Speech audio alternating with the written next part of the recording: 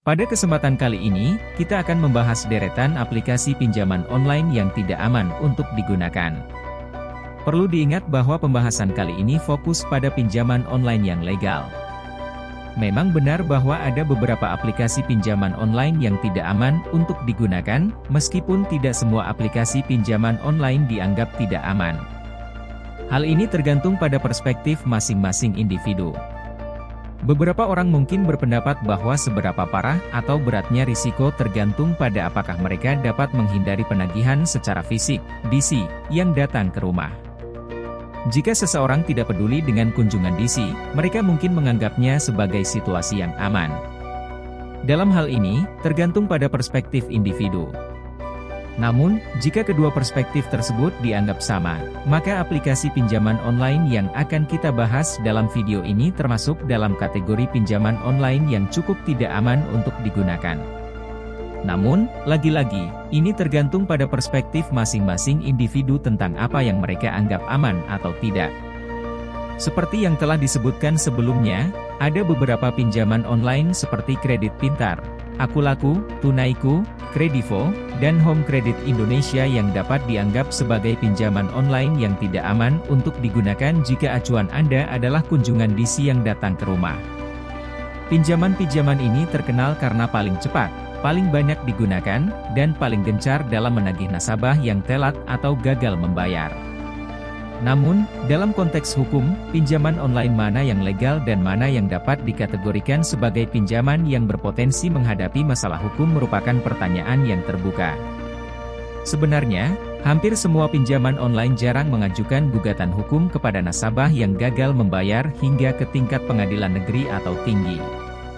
Beberapa waktu yang lalu, mungkin ada berita tentang Investre, di mana investor secara terang-terangan di media massa menyatakan akan mengambil langkah hukum terhadap nasabah yang gagal membayar atau telat membayar di Investre. Namun, hingga saat ini kita belum mengetahui realisasi dari ancaman tersebut. Bayangkan, apakah masuk akal jika hanya karena utang sebesar Rp500.000 atau Rp800.000, seseorang harus diadili di pengadilan? Hakim mungkin akan bingung, karena umumnya kasus yang ditangani oleh hakim adalah kasus pinjaman atau utang yang jumlahnya jauh lebih besar, mungkin ratusan juta atau lebih. Hal ini agak tidak masuk akal. Kita harus menunggu tindakan hukum apa yang sebenarnya akan diambil. Jadi, jika Anda berpikir bahwa ancaman dari investor tersebut adalah kenyataan, maka Investre dapat dianggap sebagai salah satu pinjaman online yang tidak aman untuk digunakan jika Anda takut terlibat dalam masalah hukum. Namun, menurut saya, jangan takut begitu saja. Kita tidak tahu bagaimana perkembangan selanjutnya. Selain itu, jika Anda memperhatikan dengan baik, hampir semua pinjaman online, seperti Akulaku, Kredivo, EasyCash, umumnya dianggap tidak aman karena umumnya hanya mengeluarkan surat somasi. Apa susahnya menerima surat somasi? Tujuannya adalah untuk menakuti Anda. Jika Anda tidak takut, surat somasi tidak akan berarti apa-apa. Yang terjadi selanjutnya setelah surat somasi adalah gugatan di pengadilan. Jika tidak ada tuntutan hukum yang diajukan, maka surat somasi tidak akan berarti apa-apa. Jadi, perhatikan dengan baik. Anda harus memperhatikan di mana Anda takut, apakah Anda takut dipermalukan, takut ditagih secara langsung, takut masuk pengadilan, atau takut mendapatkan informasi yang berpotensi merugikan. Semua tergantung pada perspektif Anda. Secara umum, aplikasi pinjaman online besar seperti Akulaku, Kredivo, Kredit Pintar, Tunaiku, dan Home Credit Indonesia termasuk dalam kategori pinjaman online yang cukup gencar dalam menagih.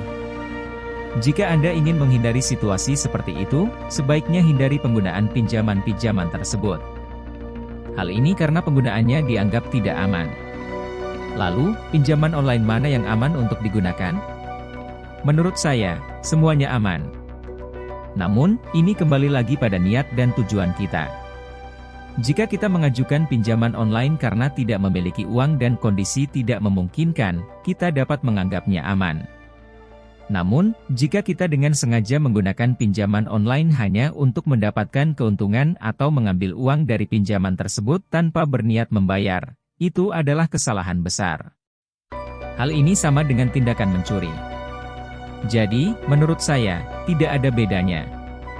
Mencuri dari pencuri tetap salah. Saya yakin di antara kalian tidak ada yang dengan sengaja ingin menyalahgunakan pinjaman online dan tidak berniat untuk membayar hutang. Semua pasti memiliki niat untuk melunasi hutang, namun kondisinya mungkin tidak memungkinkan dan masih belum ada rezeki untuk melunasi hutang tersebut. Saya mohon maaf jika ada kesalahan dalam kata-kata saya. Tetap semangat untuk Anda yang sedang menghadapi masalah keuangan.